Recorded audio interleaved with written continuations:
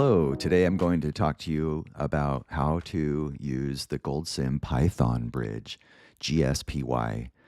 And specifically, I'll be showing you how to configure your environment and get it up and running so that you can run the simple examples that come with the files that you download from our website. Okay, first, I just want to show you a simple example of one that's working for a real system. This is a model in which we are simulating flow through a river network. I have tributaries T1 through 3 that inflow into these nodes along a river system. Imagine this river flowing from the top of the page down to this bottom part. And at each of these nodes, we divert water to deliver water to these 3 different demands. And these demands are defined by these target demands, which are all the same, 0.5 in all of these cases. And then there's some return flows based on an efficiency of the water usage at each of these points. So there's some return flow that returns and comes back as we sequentially walk our way down the flow system. There are also priorities such that priority B is the highest, then there's A, and then priority C is the lowest in that order. And so the combination of these priorities and along with the efficiencies of these uses creates a non-intuitive type of a problem to solve here. And so I'm going to rely on Python's PULP, an LP solver that will essentially optimize based on what it's given these decision variables, optimize flows that go into each of these diversion points A, B, and C. So we use an external element in GoldSim, and this is one of the function category elements. If you open up the expression or the external element, you'll see here, and probably what I should do is go to edit mode so that I can show you more. The external element is located in the functions category, and you can see it's right down here. And then when I open this up, then what we have here is a link to our DLL and then our interface with the flow state of our flow network. Then we bring back from the DLL these optimized diversion amounts for A, B, and C, which allows us then to put those optimized values into our diversion points and then let the model solve it for us. So now I run the model and I accidentally hit pause, so let me keep that going. Okay, so now it runs through. This ran for 20 time steps, and here are the values. You can see that the highest priority B is getting all of its supply that it's asking for. So let's talk a little bit about how to build your own model and how to configure your environment so that you can also work with Python in this way. So the first thing we need to do is make sure that you get the files to be able to use them. So go to our GitHub site at GoldSim. So this is github.com/goldsim/gspy. And over here on the right side, you'll see a link to our releases. Just click on that one. It'll bring a zip file to your machine, which you can then extract. And that's what I've done here. So I've got the file located here, and you can see that it, in my case, I've got all the code, which you could also download. It's all here. But when you download just this zip file, you'll get the examples plus the DLL. So if I go in here to the examples, the one we want to start with is the simple example. So that's what you'll have access to when you click on this, is the simple test, and that's where we want to start. Okay, so let's start by I'm just going to right click in here and go to open in terminal. And okay, so here I am, and let's just test for Python. So I'll just say where Python. And you'll see here it shows that here's my location. I'm ignoring the first one. This has to do with the Microsoft App Store, which I think is just pointing to my actual installation, which is here. So just make sure you know which one to be using. But the other thing is you should also test to make sure that this is a 64-bit version of Python, which I think there's a command you can run to find that, but that's what I have. We want to make sure you have that. Another way to find out is go to the Windows Start and just type Python, and you should see that you've got a 64-bit option, and I do right here. So we won't be using 32. It's always going to be 64 in these examples. Okay, so we know we have that working okay. That's great. The next thing we need to do is look at our files in the example. So here we have a couple of things that are going to be of importance. And I'm just going to delete this one just for clarity. Okay, so we have a DLL here called GSPy underscore mine. And I made that change in here. This can be named anything you want. It could be named uh, flow calculator or whatever. I'm just calling it whatever. But the point is that there's a rule here, and that is that the JSON file must be named exactly the same as that. So I'm going to rename that as well. Flow calculator. Those must be the same name. This is a way, it's just a convention I use so that the DLL knows to call this JSON file, and it looks at it and it makes sure that everything's configured correctly. The first thing is the path. You need to make sure, it's a very important step here. Closing these other files. No, don't save that. Okay, so we have we have this path that came up, right? We want to make sure that that path is there.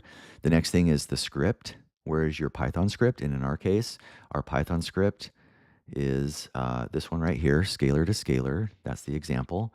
And so we want to make sure that we have the name that we want this model to connect with, and that's the name of the file. The next thing is the name of the function within the file. So if I open this file in, I'm just using Notepad++, and so what you'll see is there's a function here called process data. That's what it's looking for.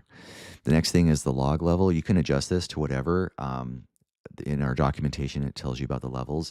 This is an information level too. If I change it to 1, it's a warning level. It'll only log warnings. But currently, I don't have any logs being defined in my Python script. We'll talk about that in a little bit. Anyway, then I have the inputs defined. In my case, only one scalar number. And then the outputs, I have only one scalar output. So let's look at the GoldSim model. All right, so when you open up the GoldSim model, and again, that's located in the same folder. In this case, it's simple DLL test. When I open that up, you'll see just this one external element, and it is linking to, it needs a DLL path. Mine is called this, flow calculator. So I'm just going to copy that and paste that in. You can also click on this folder to just open directly to the place if you want to as well.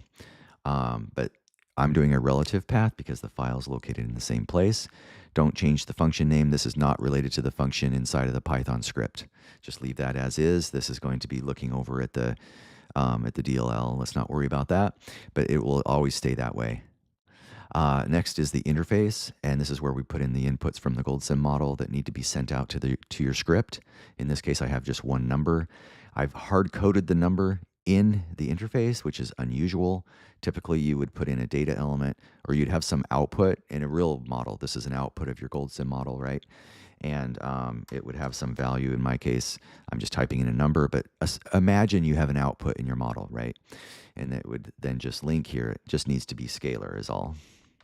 So I'm just linking it to the data. It made the connection. There's that data. It's going to run the DLL and spit out an output. Here's the output, which is also a scalar. Okay, so that's the interface of our model. Are we ready to run it yet? I think we are, but let's just first take a look over here at our files. I have this log file that has the old name next to it. I'm just going to delete that. And so this is the bare bones what we need right in here. So now let's go ahead and run the model. So I'll just run the GoldSim. And it's done. And it did a lot of things under the hood. When it did this execution, it ran and it did quite a bit of things. Let's talk about what it did. It turns out that according to my JSON file right here, that I'm going to log level number 2. That means I'm going to tell you about, well, let's see what it's going to tell us. We can just find out. Okay, so it's telling us some basics of what it set up. It said that it initialized the Python manager, which is a module that's within the DLL that just kind of like makes sure everything's configured correctly. And it's also going and it's saying, okay, I need the JSON file. It looks like it found the right file. That's good. It opened the file. It read the file. And then the Python interpreter is not initialized. Okay, so I didn't have it running originally, right? I just kind of ran GoldSim out of the blue, and all of a sudden, oh, it's got to start running in order to execute a Python script. So it went ahead and initialized that, and then now it's just making sure that we're using the right path to Python. And anyway, so it goes through a whole bunch of process. We don't need to go through every single one. It does get to the point where now it's looking at our interface, and it's saying, okay, we've got this many inputs, this many outputs, and now let's go ahead and start the calculation right here. So we're going to go ahead and start the calculation now that we got Python initialized and all ready to go. And we find that our first input is a scalar. So it goes and it calls the function. This is the function that we have inside of our script. And then it produces an output, and then it shuts down the interpreter. Okay, so that all seems like it's working pretty well.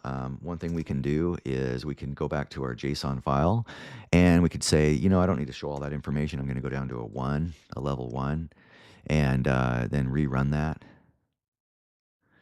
Okay, and now I'll open up the log, and you see there's nothing in there. Okay, so nothing went wrong, right? It all worked okay. We can look at our input, 4.3. We can look at our output, which shows 0.465. Let's go look at our code. And I just remembered I changed this code before I made this video. This used to say input scalar multiplied by. So that's our script, and that's what it's doing, and everything seems to be fine. All right. So now that we're here, let's talk about how to deal with problems. So one thing I want to do is just change the data element here to be a 0. And then that will give us a divide by 0 error. So what we could do is we could come over here, and I'm just going to copy and paste just for the sake of time, and just show you how I can change this right here to simply write to a log that will tell us what the problem is. And not only that, but I'm going to make sure that if we get into this situation where there's an error, I'm going to log it as a 0 level, which means it's an error. It'll definitely show up in our log, in other words. So I'm going to make sure I save that, and then I'll run the model. And coming over here to the log file, and it says here, error, exception. And so this is what we told it to do here. And now it's going to do the traceback, which is using this module called traceback, but it allows you to print out in a readable format. Because I put format, I use this format exception function, which makes it readable, I guess. Anyway, so it will then show you right here.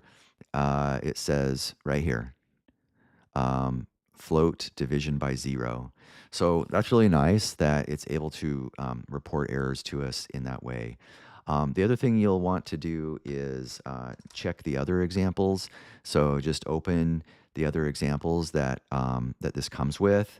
And so we've got a lookup table.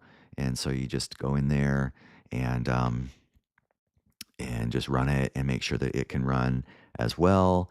And in this case, I have a test to make sure that this is true, make sure that that ran okay. And you can just go through the other examples.